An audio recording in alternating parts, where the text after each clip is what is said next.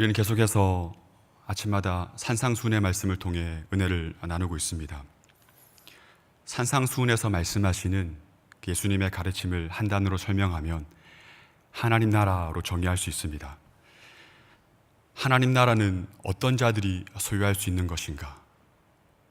팔복에서 이야기를 합니다. 천국이 저희들의 것임이요.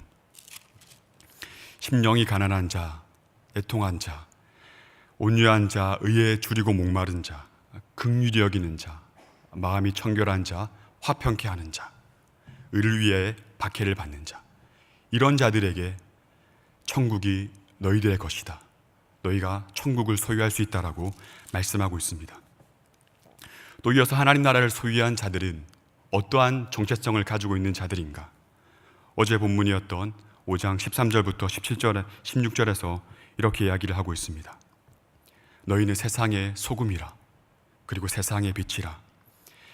세상과 타인에게 깊숙이 녹아 들어가서 자신이 없어지는 방식으로 교회와 교회 공동체와 세상을 부패하지 않도록 하는 것, 썩어짐을 방지하도록 하는 것, 그리고 참된 빛이신 예수 그리스도를 우리의 삶을 통해 마땅히 드러내고 증언하는 자의 삶이 바로 그리스도인 제자의 삶이다.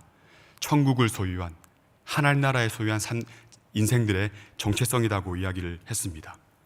그렇다면 오늘은 천국을 소유한 자들의 삶이 어떠한 모습이어야 되는가? 하나님의 통치와 하나님 나라에 포함된, 하나님 나라에 속한 자들의 삶이 마땅히 어떻게 드러나야 되는가를 함께 살펴보도록 하겠습니다. 먼저 오늘 본문을 이해하기 위해서는 어제 본문이었던 5장 17절부터 20절까지의 말씀을 이해하는 것이 중요합니다. 우리 5장 17절 말씀을 함께 읽어보도록 하겠습니다. 내가 율법이나 선지자를 폐하러 온 줄로 생각하지 말라. 폐하러 온 것이 아니요 완전하게 하려 함이라. 예수님께서 친히 성육신 하셔서 이 땅에 오신 이유가 무엇이라 표현하고 있습니까? 율법이나 선지자를 폐하러 온 것이 아니다. 오히려 율법이나 선지자를 완전하게 하기 위해서 이 땅에 왔다라고 기록하고 있습니다. 여기서 율법이나 선지자는 당시 구약 성경 전체를 지칭하는 전통적인 유대교적 표현입니다. 다들 아시다시피 이 마태복음은 유대인의 관점에서 기록된 복음서이죠. 그래서 저자 마태는 유대인들에게 지금 예수님 자신이 구원의 성취이시며 언약의 완성이라는 사실을 계속해서 반복되는 유대교적 표현을 통해서 사용해서 분명하게 기록하고 있습니다. 율법과 선지자들, 구약 성경 전체가 지향하고 의도하였던 바로 그 메시아가 지금 기록하고 있는 예수 그리스도 자신임을 드러내고 있는 것이죠. 우리 20절 말씀도 함께 읽어보도록 하겠습니다. 20절 말씀입니다. 내가 너희에게 이르노니 너희의 의가 서기관과 바리새인보다 더 낫지 못하면 결코 천국에 들어가지 못하리라. 옛 계명, 구약 성경을 완전히 성취하신 그리스도께서 지금 새 계명으로 제자들 앞에 서서 하나님 나라를 소유한 너희들, 제자들에게 말씀하고 있는 겁니다. 하나님 나라를 이미 얻었고 소유한 너희들은 너희들의 의가 서기관과 바리새인의 의보다 더 나아야 된다라고 말씀하고 있는 것이죠. 더 정확하게 표현하면 너희의 의가 그 당시 율법주의적인 의미로 바리새인들과 서기관들이 그렇게 치열하게 또 지키고자 노력했던 그 의보다 그 의를 뛰어넘는 것, 초월한 것이어야 된다라고 말씀하고 있는 겁니다. 예수님께서 제자들에게 요구하는 더 나은 의는 무엇입니까? 바로 하나님 나라의 통치에 기초한 것입니다. 하나님 나라의 통치에 의해서만 가능하게 되는, 마땅히 드러나게 되는 삶의 반응과 삶의 행동을 의미하는 것이죠. 더 나은 의는 율법과 선지자들, 구약의 성경에 계시된 하나님의 뜻을 성취하신 예수 그리스도 안에 있을 때만, 그분과 친밀히 관계 맺고 그분 안에 거할 때만 가능한 것임을 이야기하고 있는 것입니다. 하지만 당시 바리새인들과 서기관들은 그 예수님을 메시아로 인정하지 않았고 거부하였습니다. 결국 그들이 말하는 의는 하나님과의 근본적인 관계를 상실한 아무런 의미 없는 의이며 모양만 남아있는 자기중심적인 자기의입니다. 경건의 모양만 있고 능력이 없는 회칠한 무덤과 같은, 겉은 번지르하나 안에는 생명이 없고 죽음만 있는 어둠의 권세로 가득한 그 의가 바로 서기관들과 바리새인들의 의라고 설명하고 있는 것이죠. 예수님께서 제자들에게, 오늘날 저와 여러분들에게 기대하는 더 나은 의는 바로 하나님 나라의 결과인 동시에 하나님 나라에 들어가는 조건이 되는 겁니다. 하나님 나라에 들어가기 위해 필요한 그 더 나은 의는 구약의 율법이나 계율들을 단순히 지켜 행하는, 또 예수님께서 말씀하신 이 가르침들을 윤리적인 규범으로 정해서 단순히 문자적으로 그것을 지키는 것으로 결코 충분하지 않습니다. 하나님의 통치에 기초한 의여야 되고, 그 통치의 결과 하나님의 뜻을 행하는, 행동을 수반하는, 행함이 드러나는 의이어야 되는 것이죠. 하나님 나라를 소유한 예수님의 제자들에게 그래서 가장 우선시 중요하게 드러나야 되는 가치는 무엇입니까? 바로 언약의 성취이시며 언약의 완성이시며 계명의 성취이신 그 예수 그리스도를 통해서 하나님과 새로운 관계를 맺는 것, 이것이 가장 중요한 우선시되어야 되는 가치입니다. 그러한 관계 속에 필연적으로 드러날 수밖에 없는 것이 바로 외적인 의, 행함이라는 것이죠. 예수님과 율법에 대해서 설명한 마태는 이제 6가지 교훈을 통해서 그 의미를 조금 더 선명하게 부각시켜 갑니다. 오늘 21절부터 48절까지의 내용이 그 내용입니다. 제자들의 더 나은 의의 성격을 구체적으로 우리에게 보여줍니다. 6가지 교훈의 내용은 이렇습니다. 살인과 간음, 그리고 이혼, 우리가 오늘 여기까지 살펴볼 것이고 나머지 3가지는 맹세, 보복, 사랑입니다. 먼저 살인을 살펴보도록 하겠습니다. 구약의 율법에서 살인의 행위는 정죄받아야 마땅한, 심판받아야 마땅한 행위입니다. 그러나 예수님께서는 이 살인 행위 이면으로 깊숙이 들어가서 살인 행위를 일어나게 하는 그 마음의 분노, 마음 깊숙한 곳까지 파고들어 문제 삼고 있는 것을 볼 수 있습니다. 그리고 마음의 분노뿐만 아니라 그로 말미암은 욕설까지, 우리의 삶에 드러나게 되는 그 욕설까지 문제 삼고 있습니다. 22절을 보시면 나는 너희에게 이르노니 형제에게 노하는 자마다, 형제에게 분을 품고 화를 내는 자마다 어떻게 된다 말합니까? 심판을 받게 된다. 반드시 심판을 받게 된다고 말씀합니다. 이어서 형제를 대하여 라가라 하는 자는 공회에 잡혀가게 되고 미련한 놈이라 하는 자는 지옥불에 들어가게 된다라고 말씀합니다. 라가라는 말은 당시 아람어 라카로 발음되는 단어인데, 이 단어의 의미는 텅 빈, 채워지지 않은, 무가치하고 무의미한, 쉽게 말하면 골빈 사람, 아무런 가치가 없는 사람이라는 표현으로 당시 유대인들이 즐겨 사용하던 직멸하고 경멸하기 위한 표현입니다. 상대방에게 자신의 증오를 드러내는 표현이죠. 그리고 미련한 사람, 동일한 표현입니다. 이런 표현을 하게 되는 사람들을 어떤 결과를 초래하게 된다라고 이야기를 합니까? 지옥불에 들어가게 된다라고 이야기를 하고 있는 것이죠.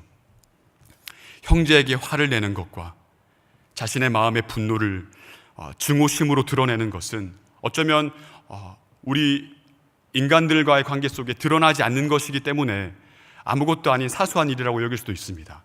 하지만 성경은 더 나은 의의 가치를 말씀하시는 예수님께서는 제자들에게 말씀합니다. 이것 또한 살인과 동등한 유죄 판결의 죄라고 분명하게 이야기를 하고 있는 것이죠. 지옥불에 던져져 진다라고 표현할 정도로 강력하게 설명하고 있는 것입니다. 우리가 형제에 대한 사소한 욕설과 우리의 마음의 증오심이 드러나는 것이 얼마나 심각한 결과를 초래하게 되는 것인지를 강조하고 있는 것입니다. 결코 일반적이거나 단순하고 사소한 문제가 아닌 것입니다.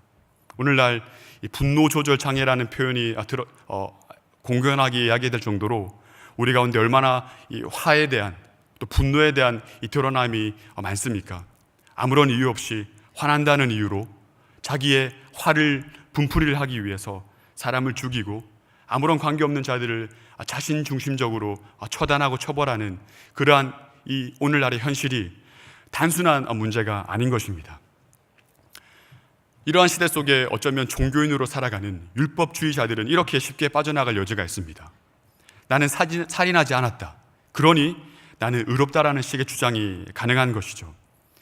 하지만 하나님 나라의 통치를 받는 제자들에게 기대되는 예수님이 기대하시는 그 더 나은 의는 율법주의로 이룰 수 있는 것이 절대 아닙니다. 더 뛰어넘는 그 의는 그 출발 자체가 율법주의나 일반 윤리를 지키는 것과 전혀 다른 것이죠. 그것은 하나님과 인간의 깨어진 관계가 회복되었음을 전제하는 것입니다. 하나님의 형상의 회복을 전제하는 것입니다. 하나님과의 관계가 회복되니 또 어떠한 일이 일어납니까? 그 결과 인간과 인간의 관계가 더 이상 깨어진 관계가 아니라 회복된 관계에 들어가 있음을 전제하는 것입니다. 그러므로 23절에 보시면 예물을 제단에 드리러 가기 전에 내 형제에게 원망 들을 만한 일이 있거든 그 일이 생각나거든 어떻게 하라라고 이야기합니까? 제사 드리기 전에 예배하기 전에 먼저 화해하라라고 이야기하고 있습니다. 바로 관계의 회복을 강조하고 있는 것이죠.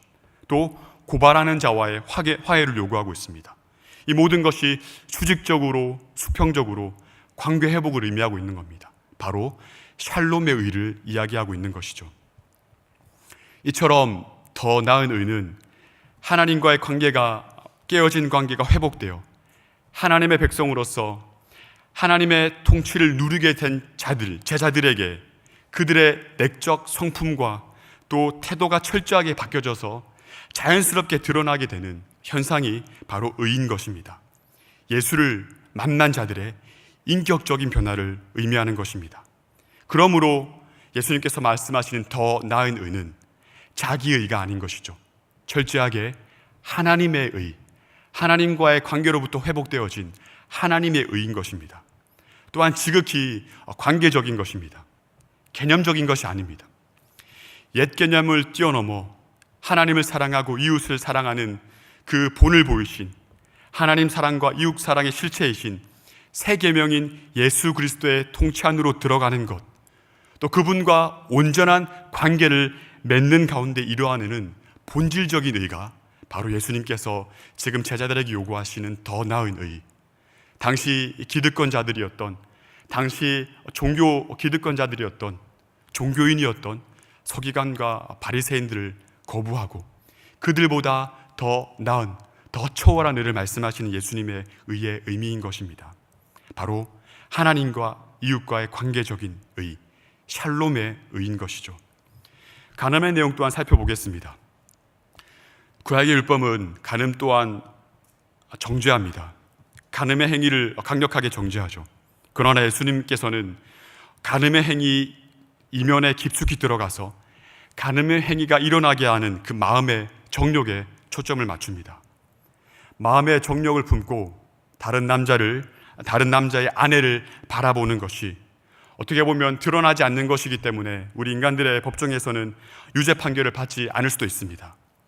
하지만 예수님께서 이처럼 마음의 정욕을 품는 것조차 간음 행위 자체와 마찬가지로 유죄다, 심판받을 일이라고 분명하고 단호하게 설명하고 있습니다. 29절과 30절을 보시면 그 간음의 결과가 매우 충격적입니다. 과장법을 사용해서 설명하고 있습니다. 눈을 떼어버리라, 그리고 손을 찍어버리라. 만일 이 명령들을 문자적 그대로 오늘날 우리에게, 예수님의 제자들이 우리에게 적용한다면 손과 눈을 가진 자들이 아마 아무도 없을 겁니다. 설령 눈과 손을 가지고 있다고 할지라도, 가지지 않는다라고 할지라도 마음에 일어나는 정욕으로부터 완전히 자유할 수도 없는 것이죠. 더군다나 예수님의 이러한 과장된 표현들은 단순히 또 하나의 엄격한 규율과 계명들을 만들어내기 위한 것이 아닙니다. 그것은 더 나은 의에 있어서 예수님이 제자들에게 요구하시는, 하나님 나라를 소유한 자들에게 요구하시는 더 나은 의에 있어서 외적 행동에 대한 그 제자들의 관심과 결단이 얼마나 중대한 것인지를 강조하고 있는 것이죠. 행함과 열매에 대한 강조를 하고 있는 것입니다. 극단적인 표현을 사용할 만큼 외적인 행함 또한 너무나 중요하다라고 말씀하고 있는 것입니다. 외적인 의가 그 바리새인들과 서기관들이 자랑하고 주장하던 지켰다라는 외적인 의 또한 너무나도 중요한 것이다라고 강조하고 있는 것입니다. 제자는 마음 자체가 하나님의 통치를 받아 전적으로 하나님의 뜻에 합한, 하나님의 마음에 합한 감정과 생각을 가진 자들이어야 하는 것이죠. 하지만 그렇다고 해서 내적인 동기와 그 태도에만 관심이 있어서도 안 됩니다. 외적인 행동에 무관심한 의가 되어서는 안 된다는 겁니다. 그것은 하나님의 통치에 전적으로 굴복한 내적 의의 신실한 표현으로서 외적으로 당연하게 드러나는 외적인 행위를 당연히 드러나는 그 현상으로 기대하는 의인 것입니다. 정리하면 이렇습니다. 마음의 내적 의와 삶에 표현되는 외적 의, 이 두 가지가 공존하는 것이며 예수님이 말씀하신 더 나은 의의 의미는 이 두 가지 중에 어느 것도 간과할 수 없는 것이라고 예수님께서 강조해서 말씀하는 겁니다. 이혼의 내용도 마찬가지입니다.